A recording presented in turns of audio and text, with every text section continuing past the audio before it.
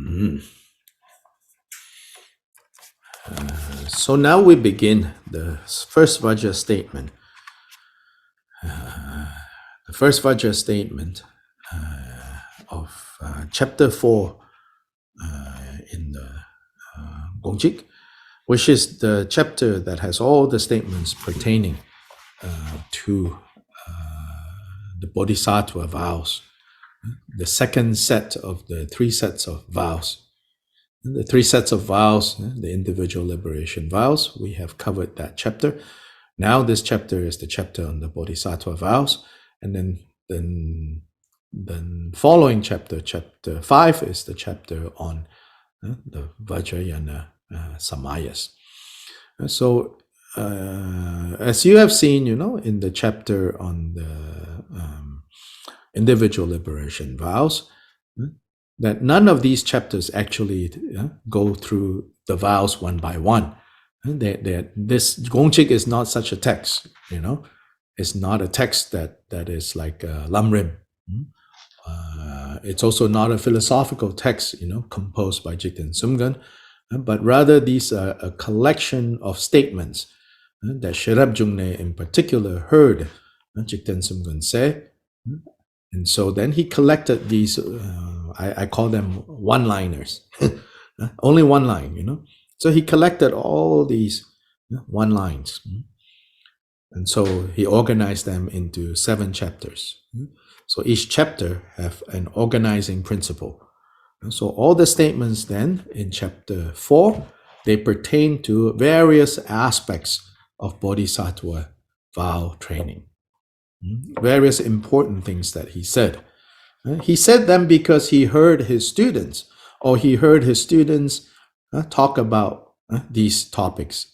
And there were questions, there were confusions, there were debates. And often his students brought these questions, these debates, these ideas from their extensive travels, going to visit different Buddhist teachers, hanging out in different Buddhist communities, differences of opinion, different interpretations. So then they bring to Drikung Valley, where Kyobpa Rinpoche was. Then Kyobpa Rinpoche hear them talking about this. And then he said, actually, this is how you should understand it. Actually, this is how you should understand it. And this is how all these Vajra statements came from. So as such, right, they don't necessarily have like a common, like an essay, like when you say chapter 4, you expect it to be all laid out, right? Or the overview of what is in chapter 4, and then point by point, and then offer the evidence, and then in conclusion, right, chapter 4. No, the Vajra statements are not like that. Just to refresh all our memory on this.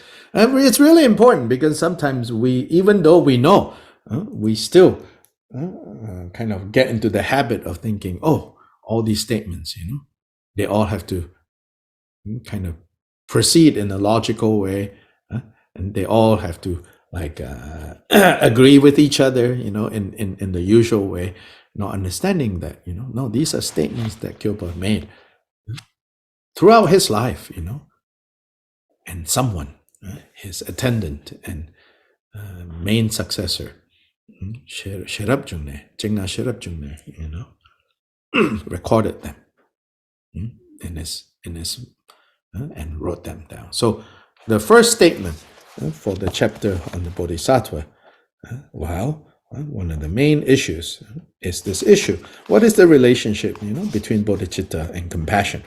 So then the statement there says, bodhicitta and compassion are different. Because many people in Kyobpa Rinpoche's time and in our time actually use bodhicitta and compassion interchangeably, like they are the same thing. So especially when we see someone who is very kind, who is compassionate, right? Even animals we see very kind, very compassionate. Then we think, such great bodhicitta. I see, I'm not going to say who. Some of you still, posting on Facebook or whatever, some video of some animal, behaving not like an animal, very kind, then you write, oh, this is such great bodhicitta. Kyobpa Rinpoche says, no. That is compassion. That is amazing.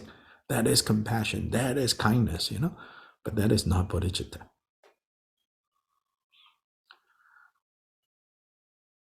Why? Because there is some very important things in bodhicitta that is not covered in compassion.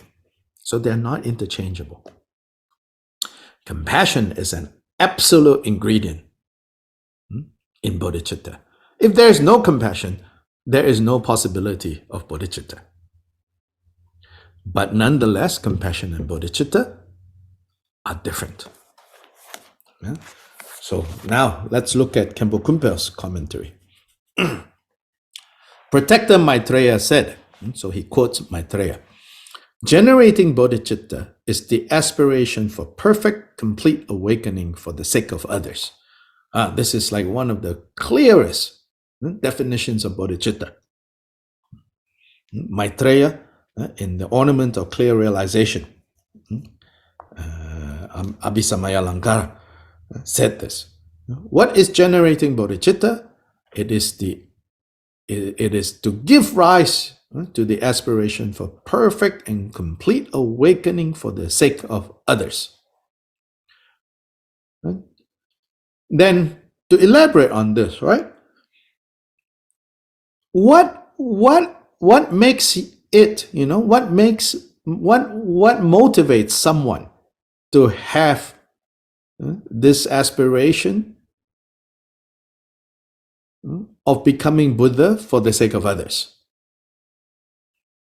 What motivates us is love and compassion. Out of love and compassion, we want all beings to be free from suffering. We want all beings to achieve Buddhahood. And then, motivated by love and compassion, now, guided by wisdom, we know that the only way to fulfill that goal of freeing beings from suffering is by ourselves becoming Buddha. If we don't become Buddhas, we're only adding to the problem. If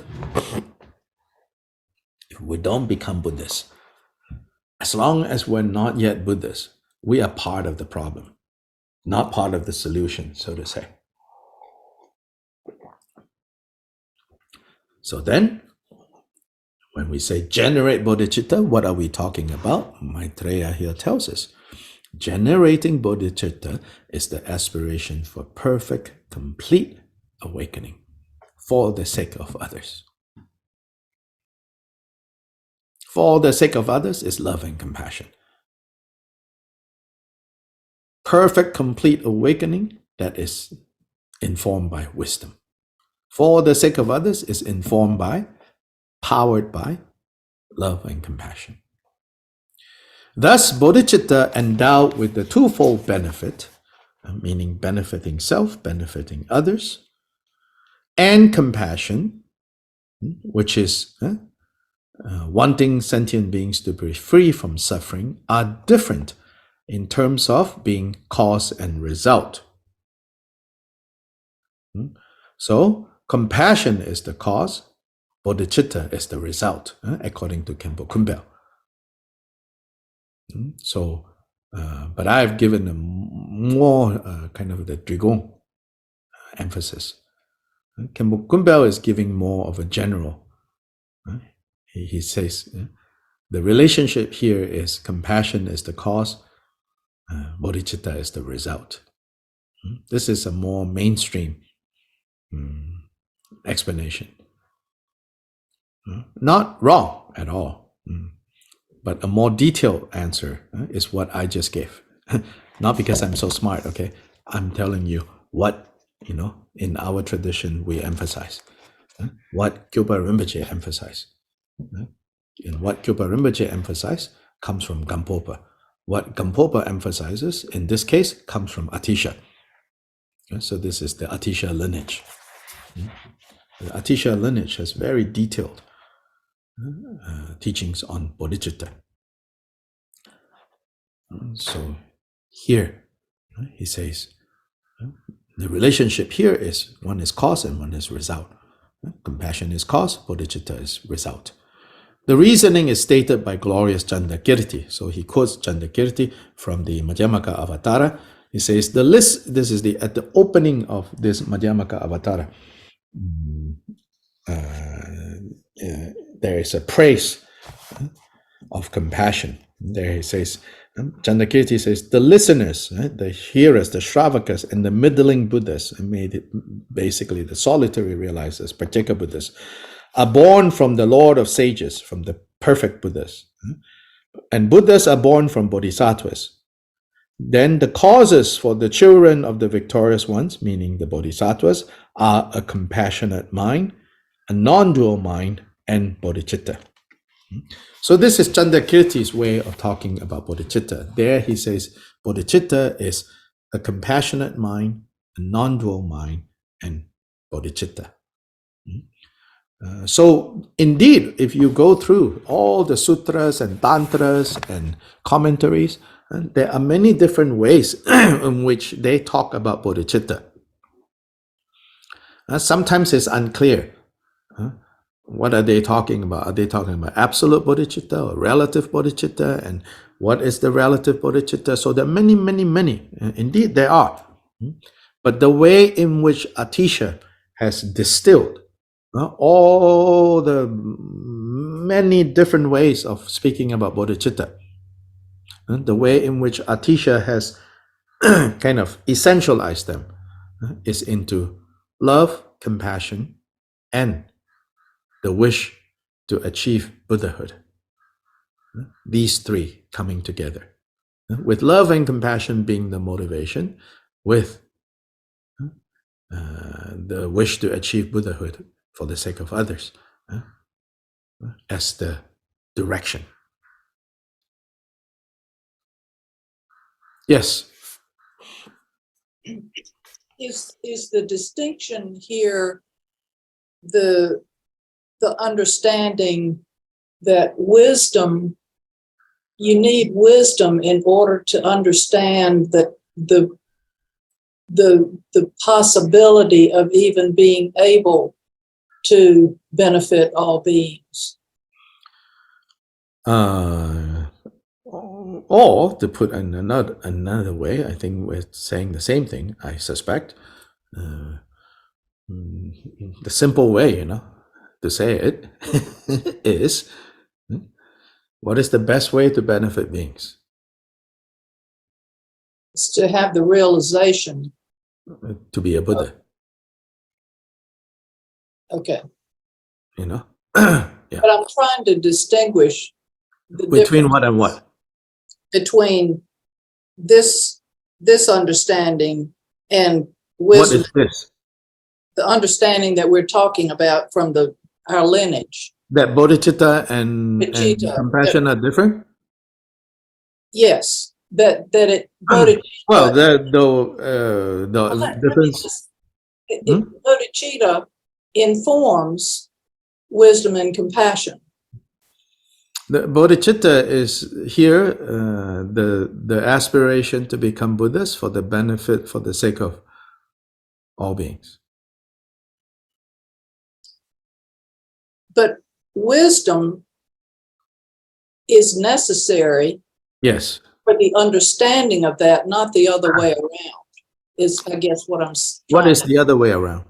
Wisdom, love, and compassion result in bodhicitta, in bodhicitta, which is basically the wisdom to. Maybe I'm getting all balled up here, but I'm trying to distinguish between these two things. What two things? To be more exact, we've been talking about many two things. So, what our lineage says, he's making a distinguish. Who is he? There's Khenpo Kunpal, there's Jigten Sumgon. So Yeah. be exact. What Jigten Sumgon Jigten is, Sumgon. is making a What Jigten Sumgon is telling us is very simple. Compassion and bodhicitta is different. Yeah, but I'm trying to get at why they're different. And I mean, you're not getting what I'm trying to say, but it's okay. I don't need to go on. It's okay. Yeah, no, but it's not okay. Compassion is compassion, right? True. Yeah. And how can bodhicitta be just compassion? That's what is being said, you know. And what's the big deal? If we want to ask it in normal, ordinary way, you say, "What's the big deal? Why are you making a big deal out of, bodhicitta and compassion are different? So what's at stake here?" Well, bodhicitta is informed by wisdom. Compassion may or may not be. Correct. And what kind of wisdom? The wisdom of understanding emptiness. But that's No, the wisdom of knowing where suffering comes from, okay. Cause and where effect. happiness comes from, and who has that kind of wisdom? Buddhas. Only Buddhas, right? Have full understanding of where happiness comes from, where suffering comes from. And if we want to solve the problem of happiness and suffering, what do we have to be? We have to be Buddhas. We have to be Buddhas. Okay. All right. It's very simple, you know? Okay. Yeah.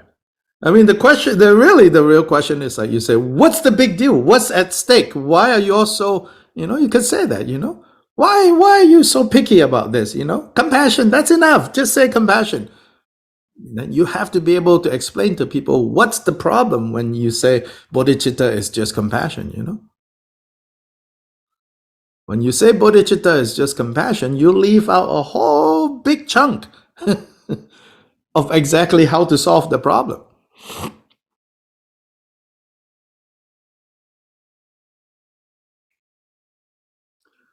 Someone can have a lot of compassion. What is the definition of that word, compassion? We cannot hear you. Suffering with. No. That's the wrong understanding That's of the wrong. compassion. What is the definition of compassion? Genuine love with wisdom. No, you see, no wisdom is involved in the definition of compassion. That's why compassion is not bodhicitta. But you've made the distinction between compassion and true compassion. What is the definition of compassion? Somebody. Wanting the best for others. Wanting others not to suffer.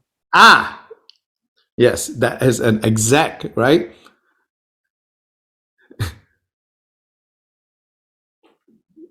We recite this all the time, ad nauseum. So we have to remember what we're reciting,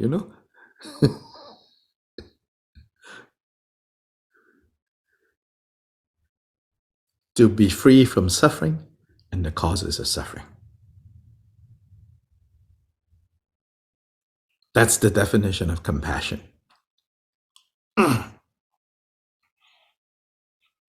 That's the Buddha's definition of compassion. To be free from suffering and the causes of suffering.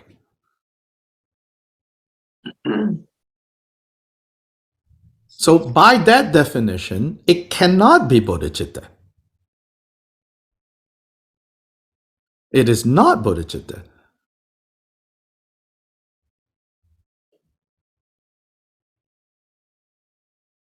It only becomes bodhicitta when I want you to be free from suffering and the causes of suffering. And in order to accomplish that, my role in that is I need to quickly become Buddha. So that then I can have the best chances of actually playing a part in your freedom from suffering and the causes of suffering.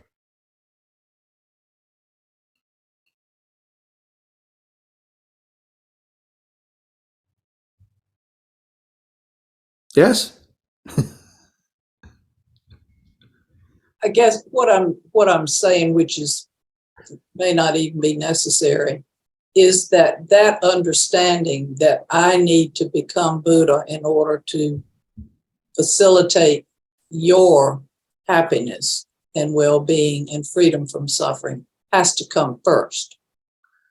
It doesn't have to be first or second. It has to be in the picture. But you have to have that part of your motivation or understanding. Yes, that's how it becomes bodhicitta. That's what I'm trying to say, because it sounds like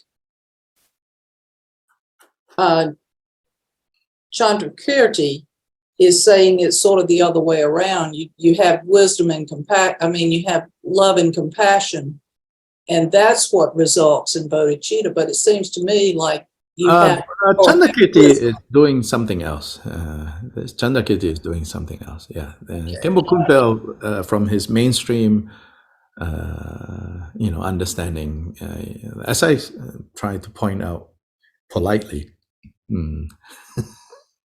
Now I'll be blunt. Khenpo Kunpal is not trained in our system per se. And so sometimes in his commentary, he just leans to what he is familiar with.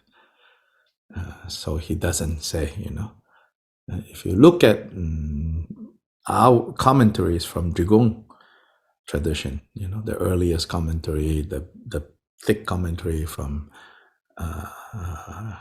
Choda, then it will emphasize, love and compassion, one side of this, and the need to become Buddha as the other crucial side.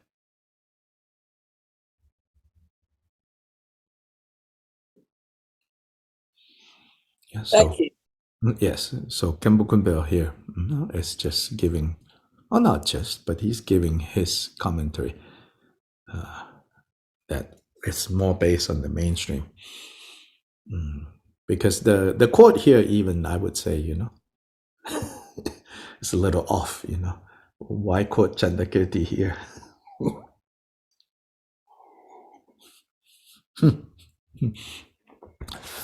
I think he's quoting Chandrakirti here because Chandrakirti here is suggesting that you also need a non-dual mind.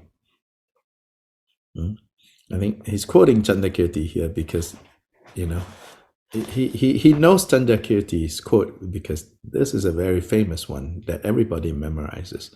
So here, because it's comma, comma, comma, right? That means this is proof to him that bodhicitta and compassionate mind are different things because there's comma, comma, comma.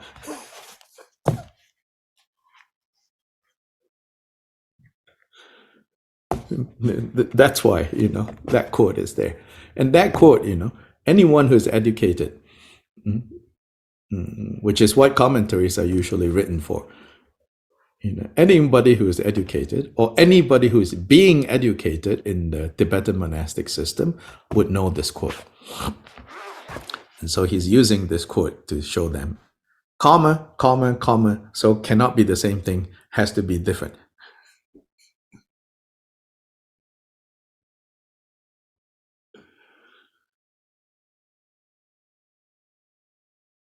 But not exactly the Drikung way of explaining why these two things are different.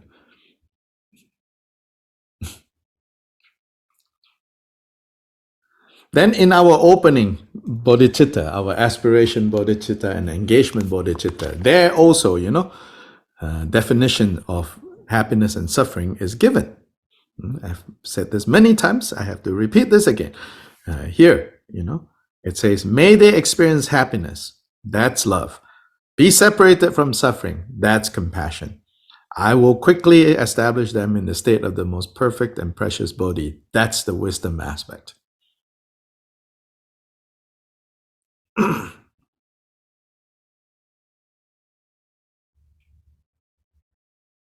Love, compassion, wisdom. Sometimes the wisdom aspect is simply called bodhicitta to add to the confusion. That's because the nature of all these hundreds and hundreds of different texts, sometimes it's called love, compassion, and bodhicitta.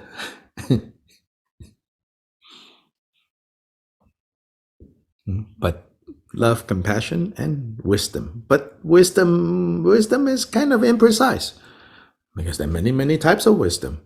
So then we have to define what wisdom are we talking about? Oh, we are talking about the wisdom or the understanding that happiness and suffering comes from causes. And so since they come from causes, we need to recognize what their causes are. The only type of persons that have full, complete understanding of the causes and the results of happiness and suffering are Buddhists. And so then, to solve the problem, we have to be Buddhists.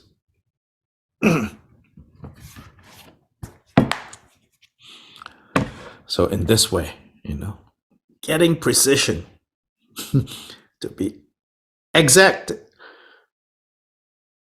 as much as it is possible within the realm of language to be exact.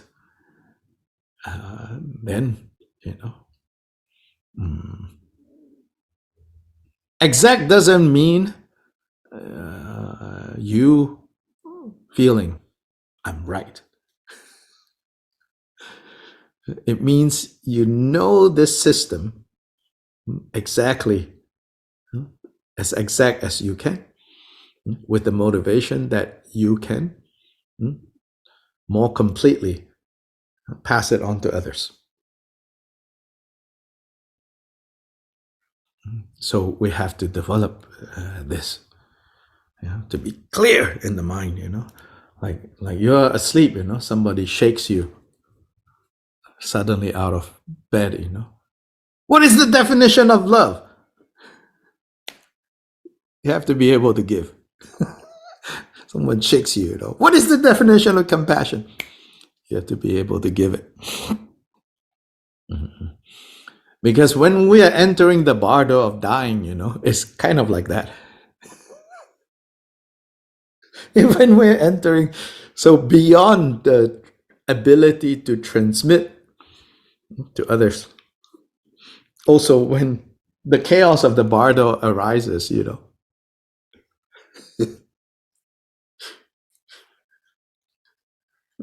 we have very little time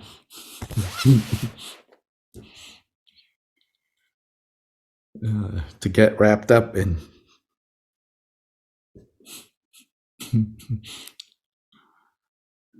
so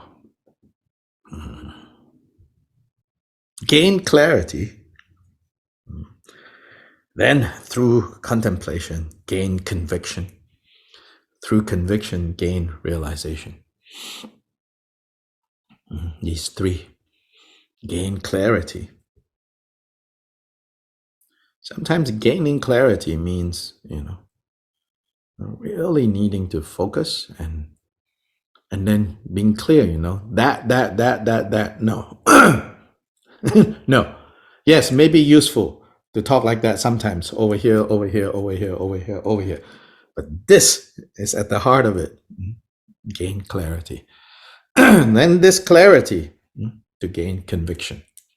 And that will have to be day-to-day happenings.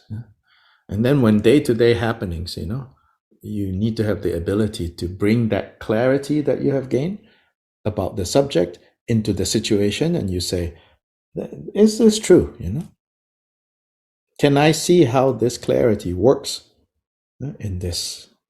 And then through that, right, you gain conviction. Ah, yes, indeed. Maybe it's hard to frankly, if you ask me, maybe it's hard to say, yes, this is true. But it's not so hard to say, yes, this is helpful. True and truth, that's such a big idea, But, oh yes, viewing it this way really helps. It really helps what? Well, and then we have to go back to, what is this all about, right? Really helps in uprooting suffering. Really helps in giving happiness, peace. This really helps, to think of it this way, to see it this way. That's the conviction. Then from conviction, deep conviction comes. That's what we call realization, where all doubts are dispelled. So gain clarity from studying, gain conviction from contemplating, gain realization from cultivating that conviction, which is another word for meditating, cultivating. The three modes of learning leading to the three results. That is all necessary.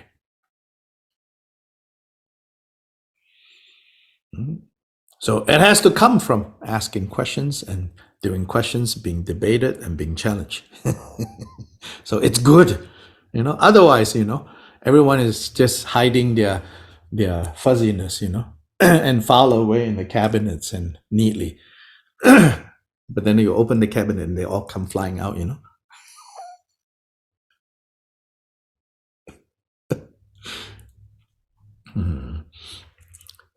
In the Mahayana, they tell how they say, when Buddha Shakyamuni was alive, Buddha Shakyamuni, even someone like Buddha Shakyamuni, a Buddha, needs other Buddhas to help him.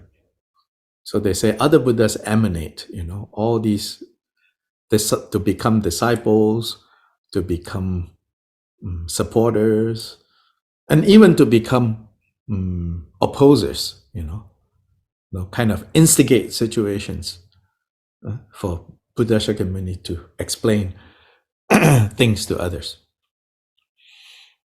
So emanations or not, we need, support so that we all can get better and better at these three things, to learn in order to gain clarity about the subject, to contemplate in order to gain conviction,